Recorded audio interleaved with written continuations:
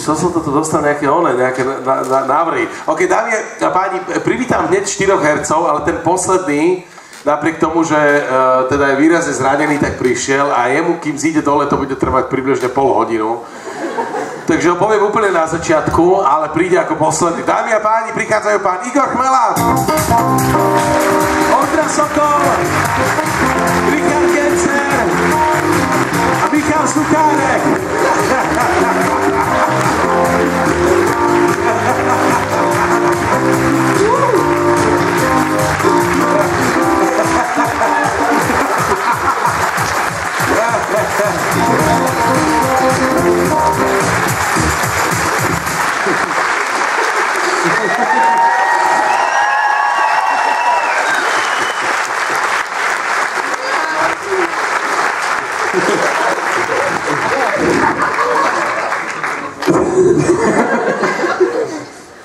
No, jako Iggy, dobré? Dobrý. V pohode? Pojď si sednout sem, možná ať na tebe vaši vidějí.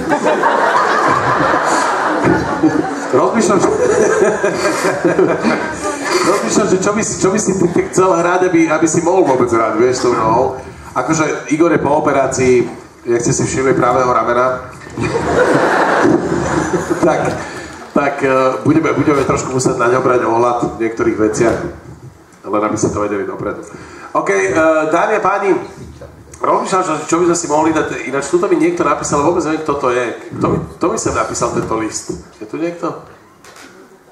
Tu mi dal tipy niekto, asi niekto z divákov, ktorý tu bol o 5. a to sa celkom teším, lebo je tu napísané, že party večer. To je zajímavé. Počkaj. A jednoducho sú tam nejaké návrhy, ktoré môžeme akceptovať, ale nie, alebo nie, to uvidíme až neskôr, hej. Každopádne, v tomto momente si dáme, čo by sme si tak na úvod dali nejakú takú veľmi milú hru, ktorú by mohli hrať dvaja. A teda, ja by som na úvod teda dal hru, kde by sme hneď využili aj vás. Ja viem, že to je také akože na úvod možno veľmi odvážne odo mňa, ale bez ohľadu na to, je to veľmi príjemná hra, kde budete musieť robiť zvuky. Hra sa volá Zvuky a ideálne by sme potrebovali jednu dámu a jedného pána sem na pódium dostať. Nájde sa tu niekto odvážny, nejaká dáma a nejaký pán? Zapnite svetlo v sále, nech ich vidí všetci. Zapnite, nech ich vidí všetkých na dlani. Tak myslím, že tě poslouchají i lidi, i ty, co rozsvěcejí ty sluchátka. Aj technici, všetci. Okay. No, to se předvád. To je šajné, viď? OK, fakt je to veľmi príjemná hra, budete sa na to baviť. Jednu dámu, jedného pána potrebujem sem dostať. Ale no, tak neblázite Pardubice pre Krista. My máme času dost. Hlavne nikde sa nám ešte nestalo, že by nešli ľudia, no tak to nemôžete Pardubice takto zlíhať. Nehláste sa, poďte rovno sem. Čiže radšej sa hláste. V tom případě musíme hrát dva kosmonauty, ve vesmíru se nešířej zvuky vůbec. No poďte sem niekto, neblázite, toto nesmiete urobiť. Pardubice, čo je? No, výborné, ďakujem.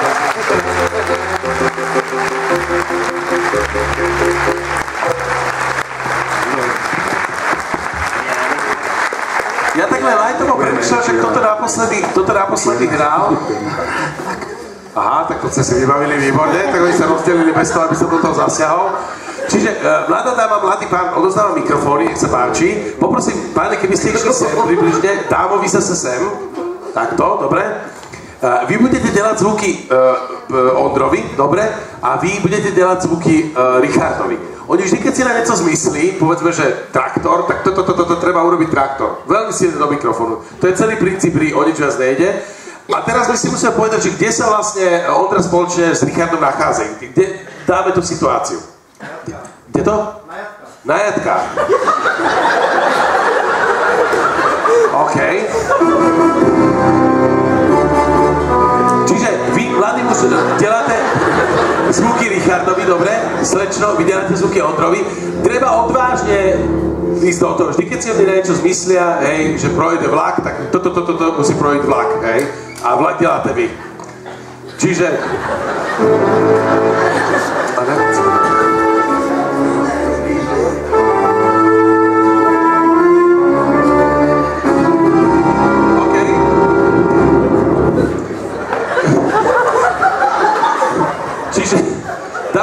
nech sa páči, začína sa prvá hra, ktorá sa volá Zvukové efekty a začíname túto hru hrať teraz.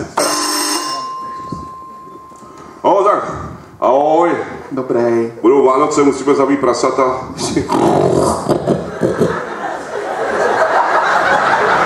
Já myslím, že vás slyšeli.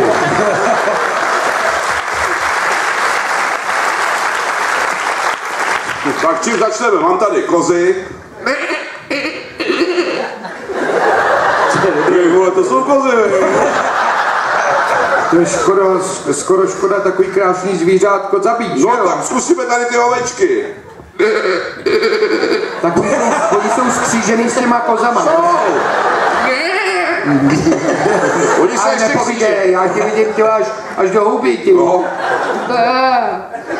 Tak jedna ovce tam je. Ale je taková smutnější, koukám. No, nebuď smutná, ne, ty to... Ta je smutná, ale. Tak já ji asi vemu ven. No vemte jí ven, ať ví to. Ty vole, to Je nadšená, no. Myslím, že ta ovce se právě naučila mluvit. Ty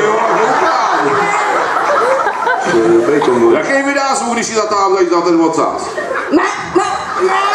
Nevím, jak za ocas teď jí taháte za hlavu, jo. Koukám, že za vaši hlavu, ale já myslím, že mám hlavu tamhle. Pak jste jí z prdele vytáhl kohouta, člověče. Já jsem kouzelník. Tak vidíš, tak proto si byla smutná, ty jsi měla kohouta v prdeli. No, počkej, koukneme, jestli tam nemáš ještě něco jiného. Nechte na to, to mám vrcek, já se na to mrknu. Tak to z toho vytáhněte. Tak tam byly jedny přesýpací hodiny. Ty vole. Ještě jednou. Ty vole, to je kočka, ale. To jsou věci, tak já teďka. To je skoro jak losovat nějakou... Ještě, to je tombola. Tak jo, tak já teď tahám já, jo. Kdo by to řekl, že to bude kravička, že jo? Jak se to tam mohlo vyjít? No, já nevím. Ona vám povyrostla, nebo? Ne, já jí držím, aby neutekla. Ona už si to nebaví. Tak tahejte vy teďka. A ještě mám tahat? No určitě tam ještě bylo místo. Tak to já to zamíchám. No to jo, tam je to bude něco takovýho. Bude překvápko nějaký. Čudy! Opička, kdo by to řekl? No, tak jo. A tak už ji zabijem, ne? Zabijeme tu opici nebo tu ovci? Aby začal tu ovcí. Ovce je nadšená, dobrý. Tak můžeme Tak já nastartuju asi... Co nastartuje? A se myslím, že je normálně jako sekirou. Držte huby, barkanti. Tak jí vemte sekerou, no. Já si ji první nabrousím, jo? Tak jo. Musíte brousit tu sekeru, ne tu opici. Já nemám sekiru, to se nedá. Já ti nabrousím, jo? Promiňte, já mám stákovin tu sekeru, takže to asi nebude úplně... Já mám tady lepší, já nabrousím tuhle. No tak bude. Tak jo. Ona je mocná. No jo, to je sekera z Teď jsou cukrárny. sliny, no jo, tak jo. Ona je nechtěla. Tak jo. Taky vemete ji vy, nebo ji vemu já? Každý, já si to vemu. No.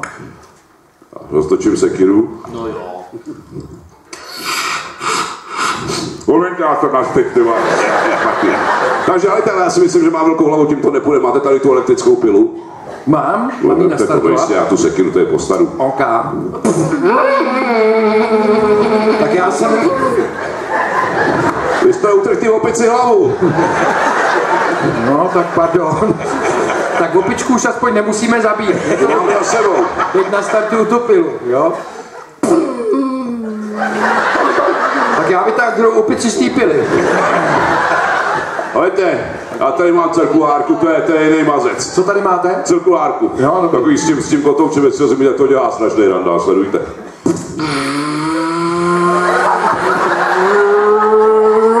A tady mám takovýhle tadílko. Zajímavý, co?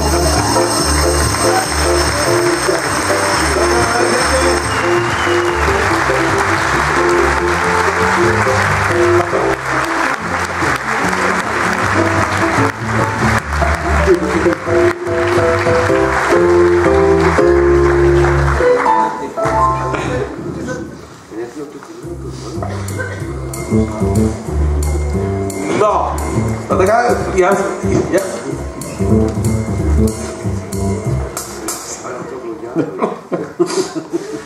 čiže ja by som teraz pokračoval teda druhou dvojicou.